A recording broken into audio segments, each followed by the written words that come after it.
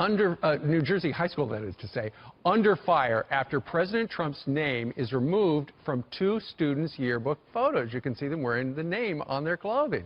And another student's quote from the president also excluded. Now, the school says they have no policy preventing students from expressing their political views. And it was all within the dress code. So what happened exactly? Joining us right now is one of those censored students, high school junior, Wyatt Dobrovich-Fago, joins us right here in Studio F. Wyatt, good morning to you. Good morning. You got class a little later on today, right? Yeah, so I'm going to make it, make it in time. So tell us what you know. You got your yearbook when?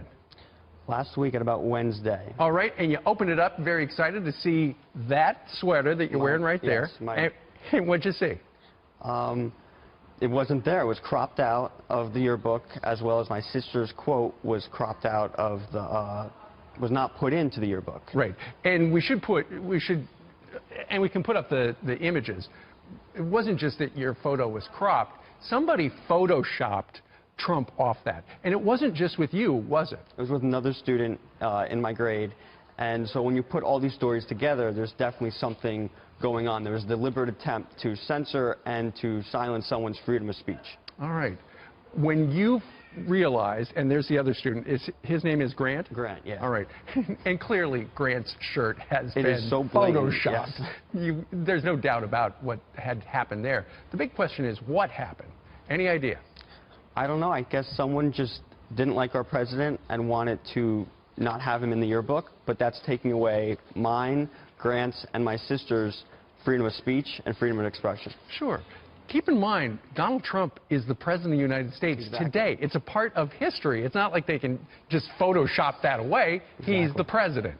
Maybe somebody doesn't appreciate that back in the Photoshop department. And this is where I think that with everything that's going on in today's country and stuff, this is where it's got to end. You can call anyone names, you can say whatever you want, but censoring someone's freedom of speech and freedom of expression is where we've got to stop where this stuff happens. It's insane. Sure. And we've got an image of your sister, who is the freshman class president? Correct. And she submitted a quote, and it was, I like thinking big. If you're going to be thinking anything, you might as well think big. That's a quote from President Donald Trump, and they didn't even put her quote in there, even though she submitted it on time and asked the advisor if they'd gotten it, right? Yep. Something seemed kind of fishy. Something's a little fishy. All right. So what do you want? We should also point out that the school district said the allegations are disturbing. Indeed, the administration applauds students for becoming involved in politics, making their voices known, and taking an active part in our democracy. There's a statement right there. What do you, so they're going to, I understand your mom's going to meet with school officials later today to try to figure out what happened. What do you want to happen? I think that it would only be fair to make sure that all the yearbooks are reissued with our photos fully intact the way they should be, and with my sister's quote into the yearbook. And I think also that the people or person who did this should be held responsible, because it is a violation of mine and other people's First Amendment rights, and that's wrong. So essentially you want to find out who the Photoshopper is. You want to unmask them. We want to unmask the Photoshopper. All right. It would take to up and root right now, take what I have on me and just... I guess on the other hand, like, do you think our economy can handle just anyone? Just open the valve. There are 8 people who own like 90% of the world's wealth tells me that yes, we should be able to support all people. But so, well, how would that work? We live in an oligarchy. Yeah. So how would it work to like undo that? To redistribute the wealth. Like just by taxes or like? No, by radically changing the system and taking the people who have all that money, holding them accountable for their actions, jailing them, and redistributing the money that they've so like stolen. some Stalin shit, huh? No. That's what they did. That's what they did. Well, that's not what I agree with.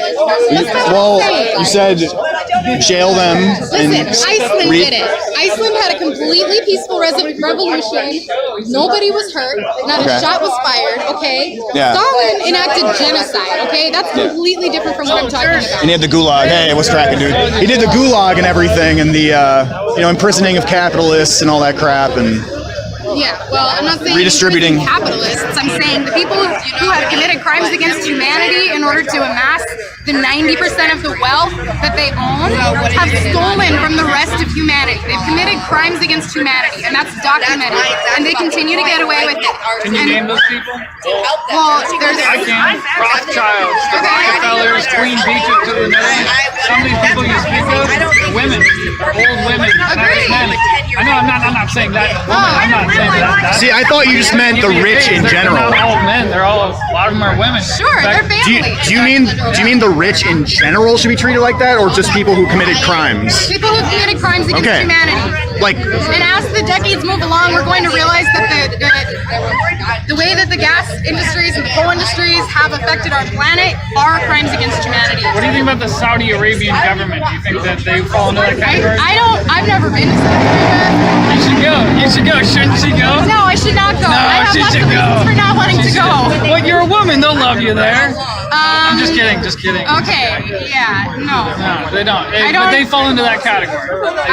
I'm aware. There are people in pretty much every country who've done some really correct things and who have colluded with what's going on.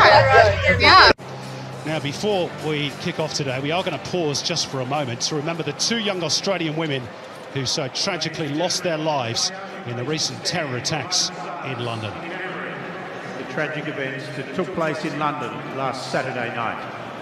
We stop to remember all the lives lost, all those families and friends affected by this terrible tragedy, and in particular, we reflect on the loss of two young Australian women living and working in London. Trooper said that he couldn't let me up there. It was right there. He let me talk to these people on the side, but he wouldn't let me walk up there.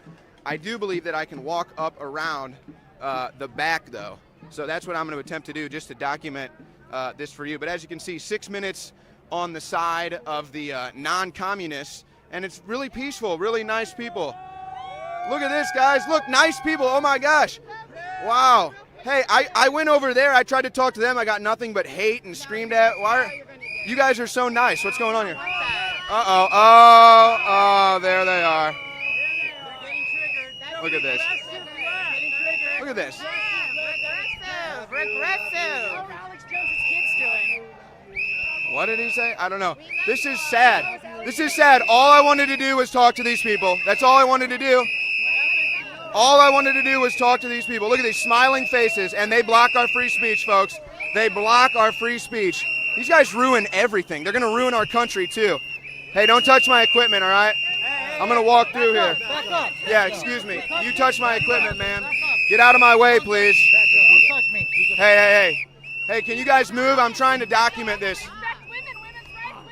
Hey, you know what, guys? Hey, I appreciate that. Hey, guys, don't get in the middle of this. Don't get in the middle. These people are losing their minds here. Here come the police. Yeah, thank you, sir. Thank you. I honestly, I feel bad. I'm not trying to make these officers' time more difficult. Fellas, I hope you're not upset. I'm really not trying to give you guys a hard time here. I'm just trying to document this. That's all I'm trying to do. I'm peacefully trying to execute my First Amendment right, and these people are not letting me. I'm not even carrying a sign. I'm not even saying anything. All I'm trying to do is document this event, and these people will not let me. This is sad. This is sad. This is really sad. You know that? You're proving my point right now. You're literally proving my point. This is really sad. I'm sorry you guys had to put up with this. These are the fine Americans out here that are patient with these people. You just heard this man who's traveling here from England was like, if these people tried to do this in England, the cops would have whooped their ass. You ought to be thanking that these police officers are so polite. You ought to be thanking them. So from my own experience, when I go to the airport and I go to untangle, a pair of headphones and I get, visited by somebody from TSA, it's that type of thing. We have to look at the fact that it's not necessarily inflammatory things, it's the perception. In the safe space? No, this is a sincere question, though. You're asking for someone, not you, I guess, to pay for a safe space where people can say whatever they want. And I want examples of the kind of things that Muslims believe they could only say in a so-called safe space and could not say, for example, on this show or on a street corner. Like, what kind kinds of things would they be saying in these safe spaces? I don't think it's necessarily something that they can't say elsewhere, but it's, you know, spaces to have internal community dialogues, to be able to hash things out, to be able to have these complicated discussions. And something else that, you know, I really want to be out in the forefront that the Islamic Council of Victoria has also done in collaboration with the Board of Imams is speak out against violence against women. These type of, you know, internal community dialogues, acknowledging that there's an issue of violence against women and that, you know, there needs to be more in the Muslim community, there's a problem. In all communities, there is an issue of violence against women. Have you noticed that all identity politics kind of converges in the end? So it's not just about Muslims; it's about the LGBT community. It's about Black. It's like, you know, at some point. Well, some of us, like myself, exist in all of those communities. It's not identity politics when it's your life. But do you also, it's, you know, okay. But don't you also think that primarily you're an American? Aren't we all first and foremost Americans? I'm Black first. End of conversation.